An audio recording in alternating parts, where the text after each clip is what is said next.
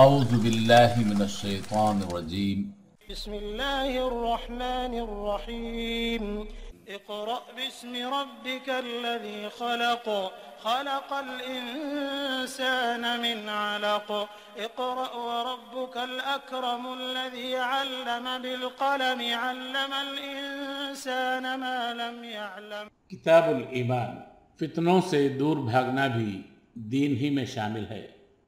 بسم اللہ الرحمن الرحیم۔ حدیث نمبر 19۔